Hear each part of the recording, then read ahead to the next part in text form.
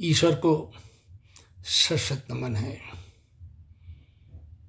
सभी शुभचिंतकों और प्रियजनों को बहुत बहुत धन्यवाद है कि उनकी शुभकामनाएं सदैव हमारे साथ रहती हैं। आज 2 नवंबर 2020 को सायं लगभग 7:30 बजे हैं। हमारे अंतर्मन में ये विचार आया कि सभी जीव, जिसमें इंसान भी सम्मिलित हैं, सभी देहधारी हैं। एक दिन वो था जब सभी अपने माँ के गर्भ से जन्म लिए और एक दिन वो भी आता है जब सभी की देह लीला समाप्त हो जाती है। जीवन है तो जीवन का अंत भी है, ये अटल सच है। हम सभी मानव बहुत ही भाग्यशाली हैं। ईश्वर की अद्भुत कृपा है कि हम मानव योनि में जन्म लिए हैं और मानवता के प्रति अपने दायित्वों को निर्वहन करने के लिए हमको एक बहुत बड़ा मौका मिला है। उस परमपिता परमेश्वर को इसके लिए हम धन्यवाद देते हैं। आज हमारे अंतर्मन में एक विचार सुबह से ही बार बार घूम रहा है और वो विचार ये है कि किसी को कुछ भी नहीं मालूम कि उसने जिस कुल में, जिस खानदान में, जिस जात में जन्म लिया है, वो उसके पूर्व कहाँ था, किस रूप में था, किस जात में था, किस धर्म में था। आज ईश्वर की कृपा से उसे मानव जन्म किसी भी कुल में हुआ तो उसके लिए सभी को ईश्वर को धन्यवाद देना चाहिए, न कि ये सोच करनी चाहिए कि हम इस कुल में क्यों जन्म लिए, उस कुल में क्यों जन्म लिए, वो जाति ऊंची है, वो जाति नीची है, वो जाति बड़ी है, वो जाति छोटी है। कोई भी जाति बड़ी नहीं होती है, कोई भी जाति छोटी नहीं होती है। हर इंसान की केवल एक जाति है और वह जाति यह है कि वह इंसान है। हर जीव के अंदर परमात्मा है, हर इंसान के अंदर परमात्मा है। इसलिए किसी जाति, धर्म या वर्ण से काफी ऊपर उठ करके हमको मानवता के ऊपर, इंसानियत के ऊपर अपने आप को रखना चाहिए और मानव धर्म का पालन अपने जीवन में करना चाहिए। हमारे रिश्ते मानवता के आधार पर आधारित होने चाहिए। और मानवता क्या है? वैसे तो हर व्यक्ति की अपनी अपनी सोच है और अपने अपने विचार हैं, लेकिन हमारे अनुभव में बस एक ही बात आती है कि परहित सरिस धर्म नहीं भाई। आप दूसरों का भला करते जाइए, इससे बड़ा कोई भी धर्म नहीं है, इससे बड़ी कोई भी मानवता नहीं है। जब कभी भी हमारी उपस्थिति, हमारी बोली, हमारे आचार विचार, हमारे संवाद किसी को भी सुख पहुंचाते हैं, उससे बड़ी अच्छी और कोई बात नहीं हो सकती है। हमको अपने व्यवहार से, अपनी सोच से, अपने आचरण से, अपने कर्तव्य से सभी को सुख देना चाहिए। सुख देने का केवल एक ही रास्ता है कि हमारा दृष्टिकोण, हमारी सोच, हमारा व्यवहार एक दूसरे के प्रति प्रेम में रहे, मिठास से भरा रहे। लोग हमको देखते ही खिल उठें कि फला इंसान आया है, अब अच्छा लगेगा। कहते हैं संगत कुसंगत अकेले भला, भोजन को भोजन उपासे भला। हमारी संगत अच्छी किताबों को पढ़ने से, अच्छे विचारों को सुनने से, अच्छे लोगों से मिलने से,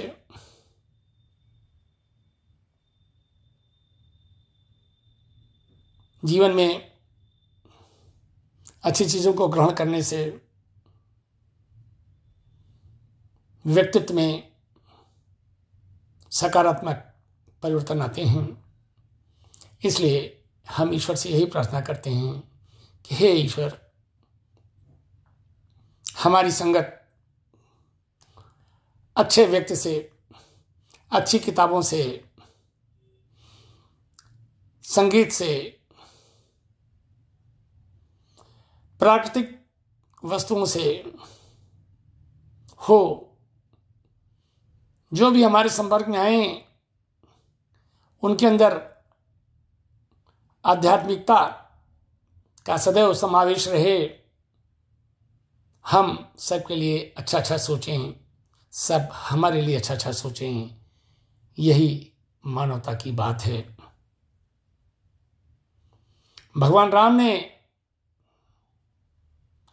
सबरी के प्रेम में सबरी के झूठे बेर खाए। हम सभी मानवों के लिए बहुत बड़ी सीख की बात है कि मर्यादा पुरुषोत्तम राम ने हम लोगों को यह सीख दी है कि प्रेम में कोई भी ऊंच नीच नहीं होता है, प्रेम में कोई छोटा और बड़ा नहीं होता है, प्रेम में संभाव होना चाहिए, प्रेम का आदान प्रदान निर्मल मन से होना चाहिए। भगवान राम ने कहा है, निर्मल मन जन सो मोहि पावा, मोह कपट छल छिद्र न भावा। इसलिए हम परम पिता परमेश्वर से हाथ जोड़कर करबद्ध प्रार्थना करते हैं कि हे प्रभु, हमारे मन को निर्मल बनाओ, हमारे अंदर शबरी की तरह की प्रेम पैदा करने की शक्ति दो। हम सभी को प्रेम कर सकें, सभी की सेवा कर सकें, सभी के लिए कुछ न कुछ कर सकें, ऐसी हमारे अंदर शक्ति, सोच, ऊर्जा, आचार विचार, व्यवहार हो, यही ईश्वर से प्रार्थना है। जब कभी भी मानसिक द्वंद्व आए कि ये उचित है कि वो उचित है, तो ऐसे में ईश्वर को स्मरण करते हुए अपने अंतःकरण में अपनी आत्मा की आवाज को सुनने से हर समस्या का समाधान हो जाता है। हमारे अनुभव की बात है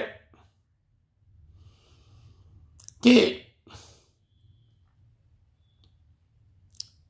सारी शक्ति ईश्वर में निहित होती है, इंसान केवल एक निमित्त मात्र होता है। भगवान ने इंसान को बुद्धि और विवेक दिया है। इसलिए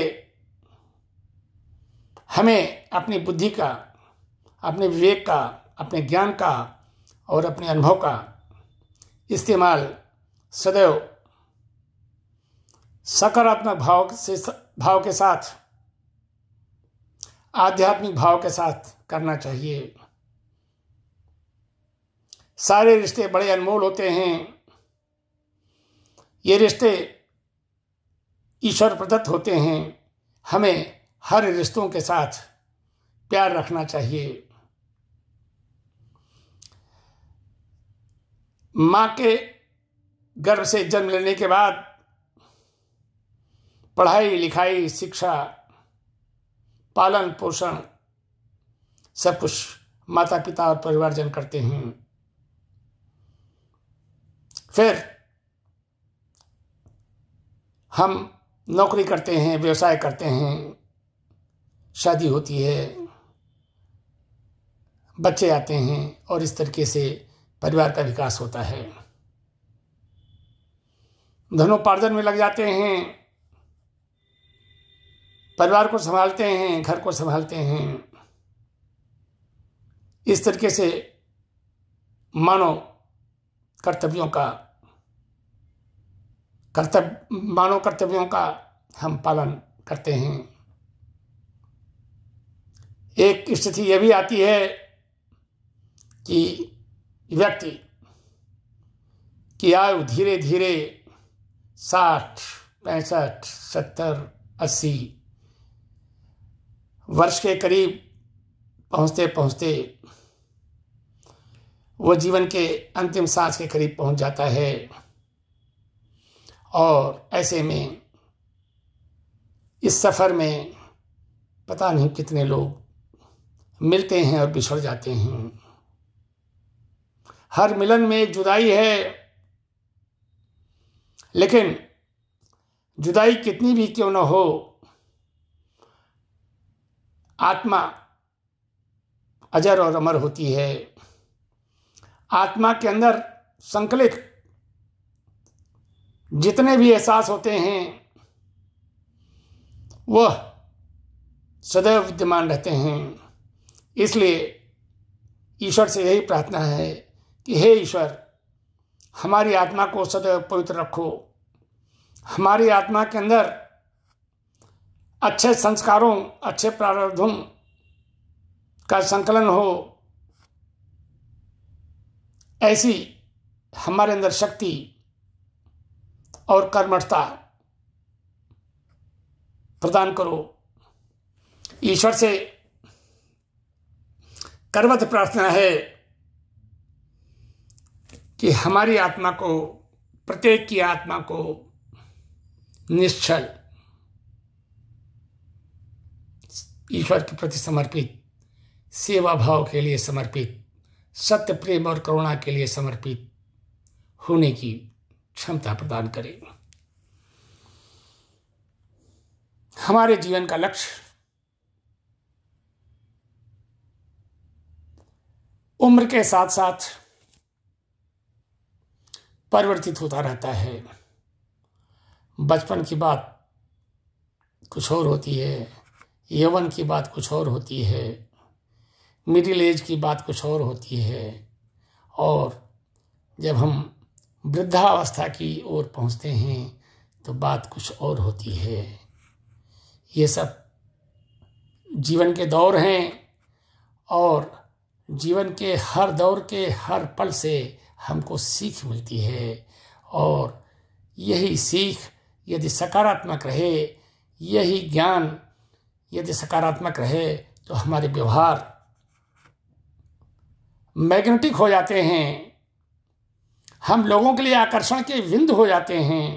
इसलिए हे भगवान, हमारी पर्सनालिटी को, हमारे नेचर को, हमारे हर एक्टिविटी को मैग्नेटिक बनाओ।